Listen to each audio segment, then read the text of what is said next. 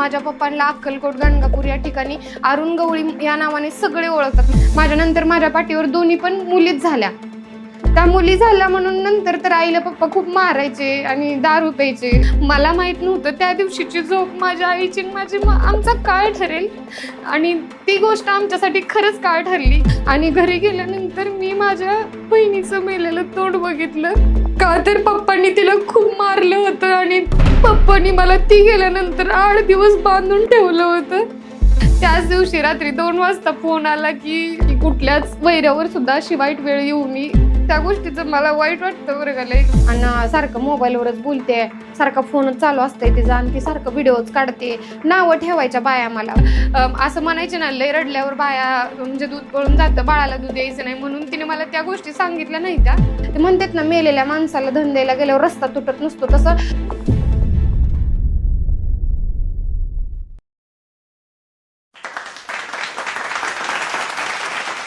तर नमस्कार, मी काजल लोखंडे। मी आज माझी स्टोरी तुमच्यासोबत शेअर करणार आहे, तर व्हिडिओ शेवटपर्यंत नक्की बघा। तर माझा जन्म झालेला आहे दक्षिण सोलापूर आलेगावमध्ये। इंगळगी आलेगाव अक्कलकोट हे गाव जवळ जवळ आहेत, त्या गावामध्ये माझा जन्म झाला।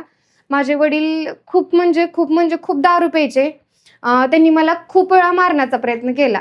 हा खूप लोकांना प्रश्न पडला की वडिलांनी मला मारण्याचा प्रयत्न का केला। तर एकतर मी 20 वर्षातून झाले होते, त्यांना खूप वर्षातनं बाळ झालं आणि ते पण मुलगी झालं, ते त्यांना वाईट वाटायचं। आणि दारू पिणाऱ्या माणसाचं मी एकच सांगेन की माणसाने व्यसन केलं नाही पाहिजे, व्यसनाच्या आहारी नाही गेलं पाहिजे।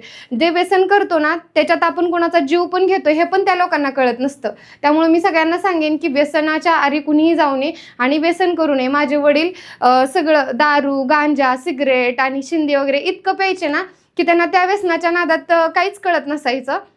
खूप वेळा मारण्याचा प्रयत्न केला त्यांनी, मला लहानपणी पण केला।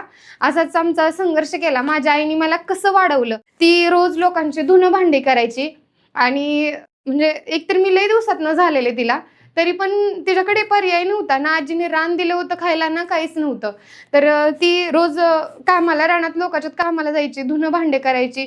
तिचं एकच असायचं की आपल्या लेकराला सुख कसं भेटलं पाहिजे, लोकांच्यात कामाला जायची। म्हणजे असं करत करत माझ्या आईला तिन्ही पण मुलीच झाल्या, म्हणजे माझ्यानंतर माझ्या पाठीवर दोन्ही पण मुलीच झाल्या। त्या मुली झाल्या म्हणून नंतर तर आईला पप्पा खूप मारायचे आणि दारू प्यायचे। म्हणजे वडील नसतील ना तर चालतं, पण स्वतःची आई असली पाहिजे। मला आई नाहीये त्या गोष्टीचं खूप वाईट वाटतं। आईने माझ्या कशा पद्धतीने सांभाळलं, लोकांच्यात कामाला जाऊन धुणं भांडी सारवण करून, आम्हाला घर सुद्धा राहिलं नव्हतं। कडनी साईडनी वरनं तसले सिमेंटचे पत्रे आणि साईडनी कूड होता, निमं उघडं आणि तेवढंच 3 खोल्याचं झाकलेलं। आई माझी तेवढ्याच खोलीमध्ये झाकून तिचं स्वयंपाकाचं ठेवायची। आठवड्याला पाव किलो तेल, ते पण कष्ट करून, पाव किलो शेंगदाणे, पाव किलो तिखट आणायची आणि आम्हाला खायला घालायची असं। आणि एक दिवशी काही खायला नसेल ना तर आमच्या म्हणजे ती खात नसायची, पण आम्हाला असं कुशीत घेऊन तिघींना रडायची। त्या गोष्टीसाठी आज मला खरंच लय वाईट वाटतं। तिने मला खूप वेळा मरणाच्या दारातनं वाचवले आणि ते शेजापाजाऱ्यांना बघवत नसायचं, ते पण कधीतरी आणून द्यायचे। धुणं भांडायला गेल्यानंतर दुसऱ्याचं शिळा आणलेला आम्हाला खाऊ घालायची आणि ती उपाशी बसायची। मी एक अशी मुलगी आहे आणि माझ्या आईने एवढं कष्ट केलंय की खायला नसताना सुद्धा एक वेळेस पाणी पिऊन राहिलेलं आहे। आईला माझ्या वाईट वाटायचं, लेकरांना माझ्या सणासुदीला कधीतरी कपडे घ्यावे, पण माझी आई ते करू शकत नव्हती, कारण की त्या काळात इतका रोजगार नव्हता आणि एकटी आमच्या तिघींचं बघू शकत नव्हती। तरी पण आई माझी एकीला ह्या सणाला घ्यायची, एकीला त्या सणा, म्हणजे आता मला घेतलं तर दुसऱ्या वेळेस माझ्या बहिणीला, तिसऱ्या वेळेस बारकीला घ्यायची। असं करून तिनं कधी मला तरी नाही काही कमी पडू दिलं, आणि दिले तर ना मी स्वतः काम करायची आणि दुसऱ्याचे कपडे मागून घालायची। आई माझी दुसऱ्यांच्या मरेपर्यंत माझ्या आईने दुसऱ्यांच्या साड्या घातल्या। त्या गोष्टीचं मला वाईट वाटतं बरं का लय। आज जे माझे दिवस आहेत ना, माझी आई बघायला पाहिजे होती, ते मला तिनं तसं सांभाळलं। माझा तसा संघर्ष चालू झाला, मी मोठी झाले। मी 3रीला शाळेला जात होते। मग एक दिवशी काय झालं की पप्पा 4-5 महिन्यातनं घरी आले। मग लय दारू पिऊन आलेले, म्हणजे लय दारू पिऊन आले। त्यांना एकच त्यांनी फक्त स्टॉपमध्ये राहायचे, दारू प्यायचे, दारू पिऊन पडल्यावर त्यांना काही पण कळत नसायचं। पण इतर वेळेस ना त्यांच्या कपड्याची इस्त्री मोडायची, लय छान राहायचे। गाडीत, रेल्वे गाडीत ते वडापाव विकायचे। माझ्या पप्पांना अक्कलकोट गाणगापूर या ठिकाणी अरुण गवळी या नावाने सगळे ओळखतात माझ्या पप्पांना। आणि म्हणजे मी सांगेल की व्यसनाच्या आहारी जाऊन त्यांनी मला मारण्याचा प्रयत्न केला खूप वेळा। तर त्या दिवशी पण एक दिवशी असंच आले होते. मग त्या दिवशी लय पिले. मग आईला म्हणले मला ठेवून जा. आईला माहित होतं की मला मारण्याचा लय वेळा प्रयत्न केला, म्हणून आईने मला त्यांच्याजवळ ठेवलं नाही.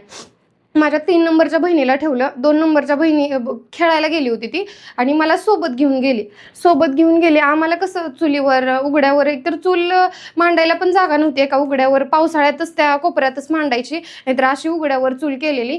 आणि सरपण आणायला मग आई काय म्हणली, भांडणं करण्यापेक्षा मार खाण्यापेक्षा त्याचा आपण दोघी जाऊ म्हणली जळान आणायला. चल म्हणली खोडक्या आणायला जाऊ.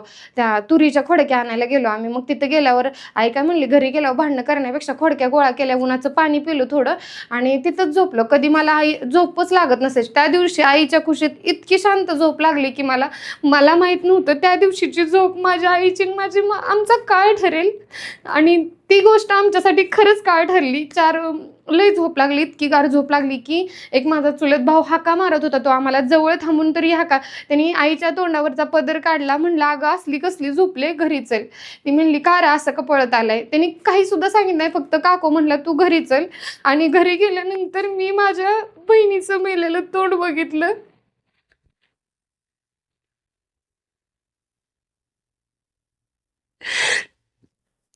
का तर पप्पांनी तिला खूप मारलं होतं आणि तिला काय झालं ते दारूच्या नशेत त्यांना कळलं नाही. तिच्या अंगावर ज्वारीचं पोतं पडलं आणि त्यामुळे तिचा जीव गेला. माझ्या आई एका शब्दाने पण पप्पाला काही बोलली नाही, कारण की आजी सगळे ते म्हणतील की माझ्या पोराला काय करती, माझ्याच घरात राहती. आम्ही एक शब्द पण बोललो नाही, तुम्ही का मारलं कशासाठी. आमचे मामा म्हणले ज्या दिवशी दिली ना त्या दिवशी मेली म्हणले माझी बहीण. आता माझी आजी माझ्या मावशा माझ्या आईला त्या दिवशी तिथून घ्यायला लागल्या. म्हणजे चल म्हणल्या तू माहेरी करून खायचं, इथं करायचं नाही, तू इथं पण कष्टच करून खाते. त्यांनी घेऊन चालले मला, म्हणजे आईला घेऊन गेले. मला काही पप्पांनी सोडलं नाही, का तर त्यांना माहित होतं की आईचा सगळा जीव माझ्यामध्ये आहे. मला ठेवलं म्हणजे आई महागारी येईल, 4-8 दिवस राहील बहीण म्हणजे लेक मिले म्हणून परत महागारी येईल. पण आई माझी आली नाही, का तर मामांनी तिला पाठवलं नाही. आणि तिला माहित होतं इथं आली तरी तिला परत अजून एकदा त्याच गोष्टी करायच्यात. लोकांच्यात कामाला जायचंय, लेकरांना रडत बघायचंय आणि कधी कधी खायला नसतं, लेकरांची एवढी तोंड बघायचे. पप्पांनी मला ती गेल्यानंतर 8 दिवस बांधून ठेवलं होतं. त्यातनं कशी तर मी 8 दिवसानंतर माझी सुटका केली आणि दुसऱ्यांच्या घराच्या आडोशाला जाऊन राहायची भीती वाटायची. कोणतरी पप्पांना सांगतंय का. रोज पप्पा यायचे, दारू प्यायचे, तेवढ्यात मारायचे मला, शिवे द्यायचे, आईला लय घाणघाण बोलायचे. त्याच्यातनं पण मी सुटका केली 8 दिवसानंतर. दुसऱ्यांकडनं शिळ्या भाकरी मागून खायच्या. ते केलं 8-10 दिवस. मी नंतर माझी आजी आली होती तिथं, म्हणजे एक जणांनी पेटवून घेतलं तिथं आल्यावर. मी माझ्या आजीला म्हणलं फक्त ना तुझ्या लेकापासून माझी सुटका कर, मला माझ्या आईकडं सोड, मला जगायचंय, मला मारायचं नाहीये. कारण की माझ्या आईने मला खूप कष्ट करून वाढवलेलं, इथंपर्यंत लहानाचं मोठं तिने मला लय केलेलं आहे आणि मला जगायचंय, मला शिकायचंय. तिथून माझ्या आजीने घेतलं मला, माझ्या आईकडं सोडलं. माझी आई मामांच्या इथं राहत होती, मला तिथं नेऊन सोडलं. मामांच्यात पण आई इतकं कष्ट करायची, तरी पण मामांना वाटायचं आम्ही पण कष्ट करावं. शाळेला जातोय ना, त्या अभ्यास ती नाही काय करायचं, काम करायचं फक्त. मामांची मुलं ती काय नसायची म्हणजे करत, फक्त मामाला सारखं वाटायचं की आम्हीच काम करावं. मामानी सारखं मारायचं, आई रोज कामाला जायची, असं सगळं चालत राहिलं. आईला म्हणलं आपण यांच्यात किती दिवस कष्ट करायचं आणि किती दिवस मामाचा आम्ही मार खायचा, सांग म्हणलं. इथं नाही राहायचं आपल्याला, जिथं जाईल तिथे अपयश आहे म्हणलं, इथं नाही राहायचं आपल्याला. मग तिथून माझ्या आईने आम्ही गावात राहायला गेलो. एक म्हणजे कोष्ट्यांचं घर होतं ते. त्या घरात गुडघे इतकं म्हणजे मी जेवढी उभं राहिले ना तेवढी त्यात बदामाचं झाड होतं. त्यात पाला पाचोळा कचरा सगळी घाण त्यातच होती. आईने माझ्या 8 दिवस ते काढलं. आजारी पडली ती आजारी पडल्यावर तिच्या डोक्यावर पट्टी ठेवायची. दवाखान्यात जायला पैसे नव्हते तिथं आमच्याजवळ, का तर आम्ही घर सोडलं होतं. तिच्या डोक्यावर गारपट्टी ठेवायची आणि तिच्या उशाला रडत बसायचं. त्याशिवाय आमच्याकडे काहीच पर्याय नव्हता. फक्त लोकांना पैसा काय मॅटर करतं, तर पैसा मॅटर करतो. त्यावेळेस आमच्याकडे पैसा नव्हता. शेजापाजारची ओळख झालेली ते आणून द्यायचे, एवढं खावा, आजारी तुमची लेकरं उपाशी मरते ती. त्यांनी ते आणून दिलेलं आम्ही थोडं खायचं, नाहीला थोडं खाऊ घालायचं का, तर आपल्यावर आज लय वाईट वेळ आली. तिथं पण माझ्या आईने 4-5 घरं धरली. धुणं भांडी करायची माझी आई, दुसऱ्यांच्या शेतात कामाला जायची. मला काय म्हणली, मी कामाला गेलेलं पैसे असंच आपण थोडं थोडं मागं टाकून थोडा थोडा बाजार आणायची. सणावाराला आम्हाला म्हणजे कपडे जरी घेतली नस, मी आईला म्हणायची तू नको घेऊ, राहू द्या आम्हाला. कुणाच्या घरी कामाला गेली की, म्हणजे ज्यांच्या घरी कामाला जायचे त्यांच्या मुली माझ्या एवढ्या असायच्या, त्यांचे कपडे मागून आणायची. ते मागून आणलेले कपडे आम्ही बहिणी बहिणींनी घालायचे आणि आलेल्या दिवसाला पाड द्यायचे. असं करत करत मी 5वी-6वीला गेले.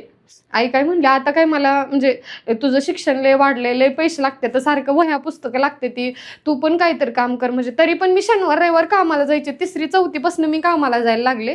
50 रुपये रोजगार असायचं त्या टायमिंगला. असंच मी कामाला रोज जायचे आईसोबत कामाला. तर असंच एक दिवशी शेजारचे काका होते, त्यांना आई बोलली की म्हणजे आता शिकणं, हिला मला शिकवणं होत नाही आणि हिचा लय खर्च आहे. ते काय बोलले, तुम्ही 108 नंबरला फोन करा आणि ते त्यांना मदत मागा, ते तुम्हाला मदत करतील. मग त्यांनी 108 नंबरला फोन केला आणि आम्हाला भेटायला बोलवलं. मग मी भेटायला गेल्यानंतर ते बोलले की म्हणजे आईने सांगितलं की एकतर नवरा नाही आहे, नवरा सोडून राहते मी आणि मला दोन्ही पण मुली आहेत. एक मुलगी वारलेली आहे माझी.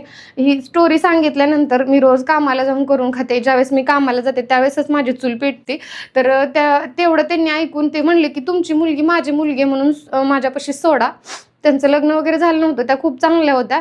आणि मग मला आईने एक पेटी, एक ड्रेस आणि थोडं ताटवाटी दिली खायला. आणि सोलापूरमध्ये रिमांडो म्हणून आहे ममता बालगृह, तिथंच वरती ममता बालगृह होतं, तिथं मला सोडण्यात आलं. मग मी तिथं 7वी, 8वी, 9वी पर्यंत शिकले. 9वी पर्यंत शिक्षण शिकले, चांगलं असायचं. फक्त एवढंच असायचं की तिथं सगळं स्ट्रिक्ट असायचं. अभ्यास वर्ग असायचा, अभ्यास करायचा, मार पण खायला लागायचा काही चुका केल्यावर. आणि लय मोठं मोठं म्हणजे तिथले एक केअरटेकर होती, ती मला लय जीव लावायची. तिथलं मला खाऊ वाटत नसायचं ना कधी कधी. पण एवढं आठवतं की आईपाशी चटणी भाकर खायचो ना, त्यापेक्षा त्या हॉस्टेलमधलं जेवण चांगलं असायचं. आणि अशा म्हणजे कधी कधी ते जेवण जेवताना रडायला यायचं की मी आज एवढं चांगलं खाते, त्या हॉस्टेलमध्ये माझ्या आईला खायला भेटत असेल का. आईची लय आठवण यायची, कारण की तिनं असं एक एक दिवस आम्हाला खाऊ घालून कुशीत घेऊन रडायची आणि ती उपाशी झोपायची पाणी पिऊन. त्यामुळं तिचं वाईट वाटायचं हॉस्टेलमध्ये. तिला सोडून राहू वाटत नसायचं तिथं, पण शिकायची जिद्द होती मनात म्हणून तिला सोडून राहिले. आणि 7वी, 8वी, 9वी पर्यंत शिकले. मग तिथून गावी गेल्यानंतर वडिलांच्या तिकडे गेले होते. वडील काय तिथं नव्हते, वडील वारले होते माझे 9वीच्या अगोदर. मी 7वीत 8वीत असताना वडील वारले होते माझे. मग मी 9वीला गेल्यानंतर अनाथ आश्रमात होते.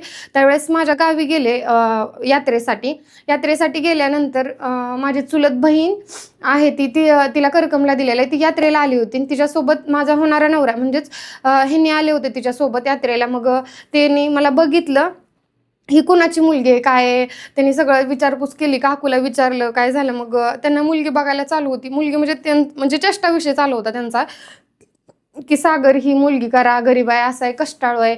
मग आई म्हणजे तिथनं माझ्या आईला विचारलं गेलं.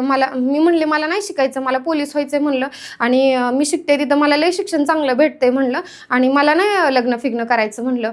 मग ती मला नाही बोलले. मग ताई म्हणली कसं जाणार आहे. मग माझी एक म्हणजे बहीण आहे, आम्ही दोघी बसनी गेलो होतो. मग तर तिथनं ती म्हणली मला, ताई म्हणली मग चल तुला घरी सोडायला येतो. मग घरी सोडायला आल्यानंतर मग ही ताईला असं आहे बोलली. मग माझ्या पण डोक्यात टूप पेटली की म्हणजे आईला आपल्याला काम करावं लागतंय, काम केल्याशिवाय खायला नाही, आपल्या आईची परिस्थिती नाजूक आहे. दुसऱ्यांच्यात राहण्यापेक्षा नवऱ्याच्या घरी जाऊन काम करून खाल्लेलं आणि शिकलेलं काय वाईट आहे. मग ठरवलं की हां म्हणलं जाऊ दे. आणि मग त्यांनी पण बोलले की हां तुझी इच्छा आहे ना शिकायची, तर आम्ही शिकवतो. मग आई म्हणली नाही, म्हणली मी नाही देणार म्हणली माझी मुलगी, का तर तुम्हाला घरदार नाही, रान नाही, काय नाही म्हणली, आणि काय बघून तुम्हाला मुलगी द्यायची. मग ताई एवढंच म्हणली की कष्टाळू आहे मुलगा आणि बिगर व्यसनी, तर तुला काकू द्यायची असली तर दे, नाही तर ती तुझा प्रश्न आहे. मग ह्यांनी म्हणले म्हणजे आम्ही बोलत होतो ना ताईच्या फोनवरनं, तर मग मी पण म्हणलं मला केलं तर ह्यांच्याशीच लग्न करायचं, नाही तर करायचं नाही. आई म्हणली तुला लग्न करायचं ना, तू लग्न कर बिनधास्त, मला काय तुला बोलायचं नाही, तू काय करायचं ते ठरव, मी भांडी फिंडी काय सुद्धा देणार नाही. वाईट वाटलं, रडले थोड्या वेळ. पण थोडा पुढचा पण विचार करायचे की आता आपल्या आईवर काय वाईट परिस्थिती आहे, आपली आई दुसऱ्याच्यात कामाला जाऊन सांभाळते, मग लग्न केल्यानंतर नवरा शिकवेल, मग लग्न केलं म्हणजे झालं सगळं, ती म्हणले आम्हाला काय नको, मुलगीन फक्त नारळ द्या म्हणले, काय नको, सुपारी फुटली, लग्न जमलं, सगळं नवऱ्यांनी घेतलं, म्हणजे आईने फक्त भांडी घेतली, सगळ्या नवऱ्याने, शिलाईपासून ब्लाऊजच्या नवऱ्याने दिलं होतं. आणि नवरा माझा शिकत होता त्यावेळेस, तर त्यांची एवढी, म्हणजे ते शिकत होते त्यामुळं कामधंदा पैसे अडके त्यांनी साठवून ठेवलेलेच नव्हते ना. लग्न झालं की थोड्याच दिवसात आम्हाला वेगळं ठेवलं. वेगळं ठेवल्यानंतर मी आईला फोन केला आणि रडले. मला ज्या ज्या काही गोष्टी नाही त्या ना, ते मी तिला सांगितलं, मला हे नाही, मला ते नाही, पाणी तापवायला नाही, मला असं नाही तसं नाही. तरी पण माझ्या आईनं ते मला घेऊन दिलं. बाप वारल्यावर आम्ही 10-12 दिवस तिथं राहिलो गोडाचं करेपर्यंत. ते केलं. आजीने माझ्या सगळं वडिलांचं केलं, गोडाचं केलं, दहावा केलं, सगळा खर्च तिने केला. कारण की आमची खर्च करायची ऐपत नव्हती. माझ्या आईला एकच होतं की लेकरांची लग्न कशी व्हायची आणि किती पैसा जमवायचा. ती रोज कामाला जायची आणि आमच्यासाठी पैसे कमवून ठेवायची. मी हॉस्टेलला होते. त्यानंतर मग मी त्यांचा जीव त्या रीतीने गेला आणि परत ह्यांच्यासोबत लग्न ठरलं. लग्न झालं आमचं. काही कारणास्तव आम्ही घर सोडलं, म्हणजे सगळ्यांनी आम्हाला वेगळं पण ठेवलं. मग मी आईला म्हणलं मला ह्या गोष्टी नाही त्या. माझ्या आईनं त्या सगळ्या गोष्टी मला आणून दिल्या.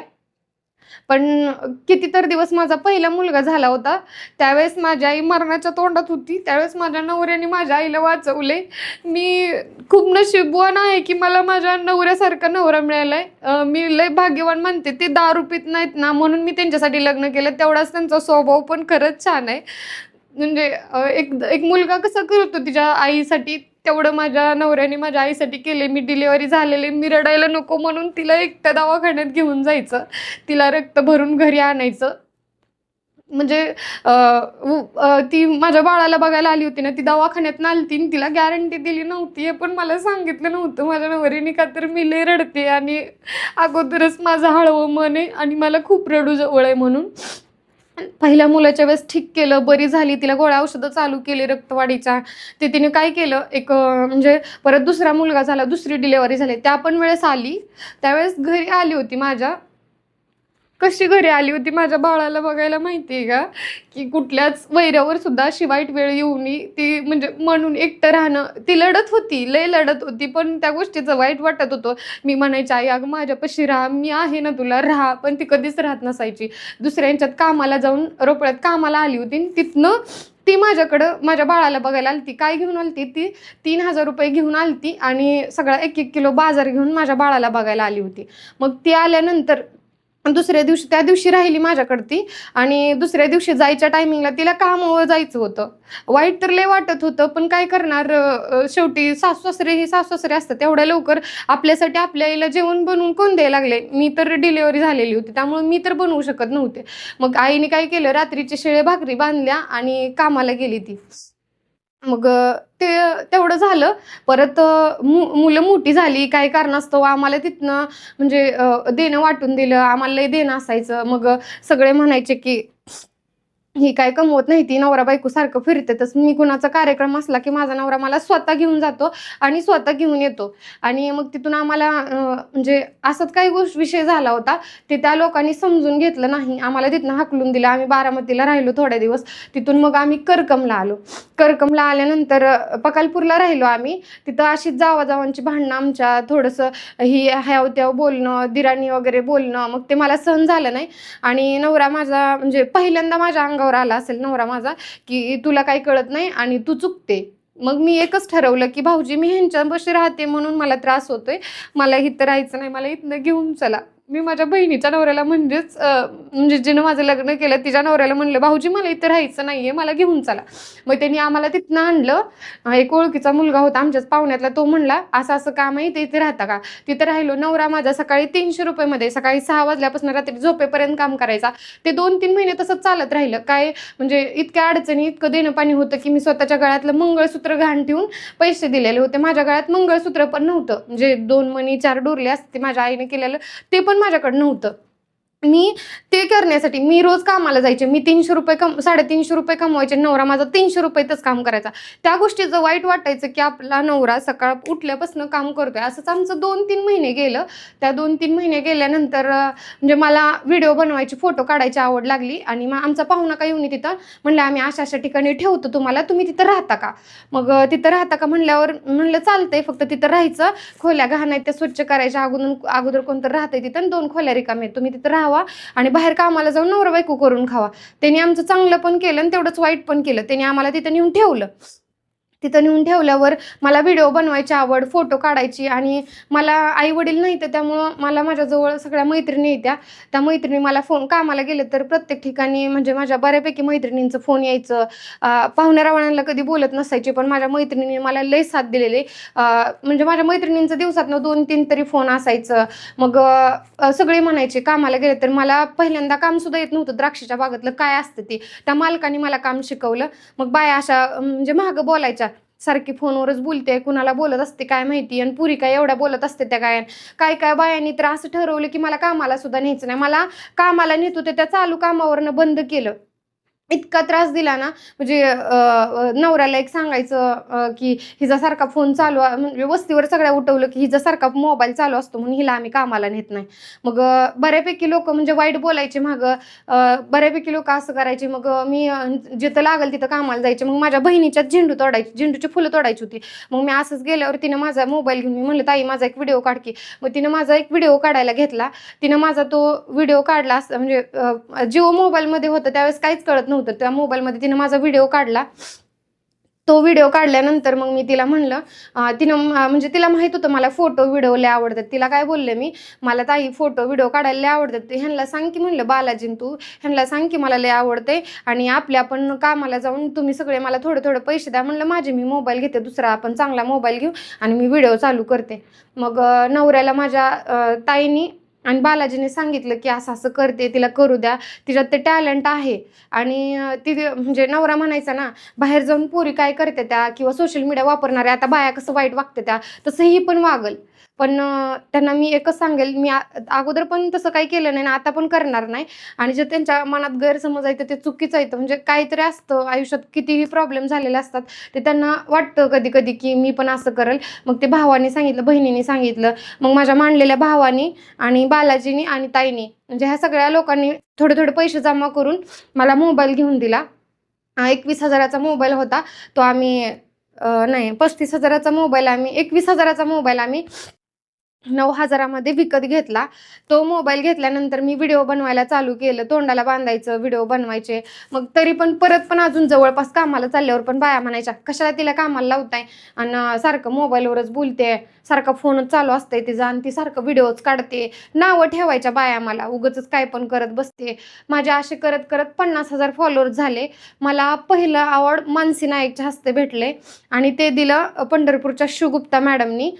मी त्यांना आज पण थँक्यू म्हणेल की आज मी त्यांच्यामुळे इथे आहे. त्यांनी मला सोशल मीडियावर कुणाशी मैत्री करायची आणि कुणासोबत राहायचं कुणासोबत नाही राहायचं ते सांगितलं. त्या आयुष्यातली माझी पहिली मैत्रीण आहे. दुसरी मैत्रीण म्हणलं तर माझी सोनल MH14 तिची आयडी आहे. तुम्ही सर्च करून पण बघू शकता. माझी तिची आज 4 ते 5 वर्षाची मैत्री आहे. ती आज मला कुणाला मेसेज करायचा, कुणाला फोन करायचा, मला ह्याने अशी कमेंट केली, मी जरी नाही बघितलं तरी ती बघती मला, वाईट काजल तुला ह्या माणसाने वाईट कमेंट केले, तू असं असं करू नको. आणि मी सोशल मीडियावर आल्यानंतर आम्ही ज्या घरी राहत होतो ना त्या पाहुण्यांनी आणून ठेवलेलं. मग काही कारणानं माझी बहीण माझ्याकडे आली होती. आम्ही तिचं लग्न केलं होतं ना. मग वडील वारले, आई वारली माझी. मग जायचं कुणाकडं, आई पण ब्लड भरल्यावर तिला सहन झालं नाही. त्या दिवशी माझ्या आईचा जीव जाताना त्या दिवशी माहीत होतं आजीला माझ्या की आज आपली मुलगी देवा घरी जाणार आहे, ती उद्या आपल्यात राहणार नाही. तरी पण माझ्या आजीने मला सांगितलं नाही. मी त्या दिवशी गेले, मला बोलवल्यावर ती म्हणली आई जाग्याला झोपली तू ये. आईने गेल्या म्हणली बघ की मला आंघोळ करू देणार का, मला उठू पण देणार, बघ की अगं मला उठायला येत नाही. एवढं रडले त्या दिवशी, एवढं रडले का तर आई माझी कधीच म्हणजे जागेला झोपून नसायची आणि त्या दिवशी झोपून होती. तिने मला मग मी तिला उठवून नेलं, पाणी तापवलं आईला. मी आजीनं आंघोळ घातली. माझा छोटा मुलगा 5-6 महिन्याचा होता. आईच्या घरी लाईट नसायची, काय नसायची. कधीच माझ्या नवऱ्याने माझ्या आईच्या घरी राहू दिलं नाही. का राहू दिलं नाही तर आई लोकांच्या घरात राहत होती, सारवणाचं घर, आणि तिथं डास लय चावायचं. लाईट नव्हती, फॅन नव्हता, म्हणून माझ्या नवऱ्यानं कधीच राहू दिलं नाही. त्या दिवशी पण तोच विषय झाला की मग आई म्हणली मला कलंगडं खायचंय, उन्हाळा होता, पोटात आग पडते माझ्या. मग माझ्या नवऱ्यानी बाहेर एक टाकळी म्हणून गाव आहे, तिथं जाऊन सगळी फळं आणली आणि मी ते आईला खाऊ घातलं. मला पण माहित नव्हतं की आईला मी ती शेवटचा घास खाऊ घालते. ज्या आईने आपल्याला लहानाचं मोठं केलं, चालायचं कसं, बोलायचं कसं आणि वागायचं कसं शिकवलं, तिने रोज घास भरवलेला, त्याच आईला मी त्या दिवशी शेवटचा घास भरवते. ही मला त्या दिवशी माहिती नव्हतं आणि आजीला माहिती झालं होतं तर ते तिने मला सांगितलं नव्हतं. का सांगितलं नव्हतं की छोटी छोटी बाळ आहेत आणि लहान आहेत की त्यांना त्रास होईल, म्हणजे दूध पळून जाईल असं म्हणायचे ना, लय रडल्यावर बाया म्हणजे दूध पळून जातं, बाळाला दूध द्यायचं नाही, म्हणून तिने मला त्या गोष्टी सांगितल्या नाही. त्या दिवशी मी माझ्या आईला शेवटचं बघितलं आणि तिला खायला घातलं. त्याच दिवशी रात्री 2 वाजता फोन आला की म्हणजे असं असं झालंय ना, तुला यायला लागते. कधीच झोप लागत नसायची, कधीच फोन बंद नसायचे, आणि त्या दिवशी आम्ही फोन बंद केलं होतं. मग मामींच्या मोबाईलवर, मिस्टरांच्या मामींच्या मोबाईलवर फोन आला की असं असं झालंय. तिथून एवढ्या रात्रीचं छोट्या बाळाला रग पांघरवली, मोठ्या मुलाला स्वेटर घातला आणि एवढ्या रात्रीचं आम्ही आमच्या 2 व्हीलरवर निघालो. तरी पण आम्हाला तिथं जायला 5 वाजल्या आणि असं वाटायचं तिच्या गळ्यात पडून किती रडावं, पण माझी बाळं छोटी छोटी माझ्याजवळ होती ना, ती मला सोडत नव्हती. मी तिला शेवटची मिठी पण मारू शकले नाही. का तर सगळी म्हणायची लहान बाळ आहे, तू बाजूला बस, तू बाजूला बस. आणि छोट्या बहिणीला माझ्या दिवस गेले होते, त्यामुळं तिला पण लय जवळ येऊ देत नव्हते. का तर म्हणायचे लय रडू नको, तुला काहीतरी होईल, लय रडू नको, तुला काहीतरी होईल. मग आई, सगळ्या मावश्या, सगळे पाहुणे रावळे आलेले, पण त्यावेळेस सगळे म्हणायचे गप आम्ही आहे, गप रडू नको, आम्ही आहेत. आई मेली म्हणून का आम्ही मरतो का, असं म्हणतात. आई मरावी आणि मावशी उरावी. माझी एक मावशी मला अजून पण लय जीव लावती. मला कोणी नाही, पण मला एकच मावशी आहे आणि माझी आजी मला लहानपणापासून तिने लय सांभाळलं आणि आज पण ती सांभाळते. मला सगळे मारायचे लहानपणी, आई कुठं पण फेकून द्यायची, तर माझ्या आईच्या आईने माझा सांभाळ केलाय आणि मी मरेपर्यंत तिला सांभाळणार आहे. कारण की आईने माझ्या तिच्या लेकीला आणि माझ्या आईला तिनं म्हणजे जीव जाईपर्यंत सांभाळलं. तिला मी कधीच एकटं सोडणार नाही. आणि आई वारली त्या गोष्टीचं लय वाईट वाटलं. किती दिवस तर काय नसायचं, पण मी घरी जाऊन स्वतःचं आईचा तिसरा करून जाऊन राहायचं कुणाच्या घरी, म्हणून आम्ही कुणाच्या सुद्धा घरी राहिलो नाहीये. मामाने माझ्या आईला पाणी पाजलं का तर तिला मुलगा नव्हता. तिथून मी माझ्या घरी तिसरा करून गेल्यानंतर स्वतः हातानं भाकरी मला खायची नव्हती, तरी पण मी माझ्या नवऱ्याला करून घातलं आणि धुणं भांडी करून असं मी 2 महिने शांत बसायची, रडायची. पण किती जरी रडलं तरी मेलेला माणूस परत येत नसतो. आणि आय मिस यू आई आज पण मला लय आठवण येते. जर मी कधी स्टेटस ठेवत असेल ना, तर फक्त आणि फक्त मला माझ्या आईची आणि बापाची लय आठवण येते. का तर माझ्या आईने माझ्यासाठी लय केले आणि बापाने पण मला जन्म दिला होता, पण तेवढंच त्यांनी वाईट वागलेत, पण ते त्यांच्या नशेत वागलेत. असं चांगल्यापणी कधी करत नव्हते. तेवढं लग्न झालं, व्हिडिओज म्हणजे फोटो केले, मोबाईल घेतला, नवऱ्याची परमिशन घेतली आणि पहिलं आवड पण भेटलं मला. हा व्हिडिओ आपल्याला कसा वाटला ते आम्हाला कमेंट बॉक्समध्ये कळवा आणि आपल्या मित्रांबरोबर शेअर करायला विसरू नका.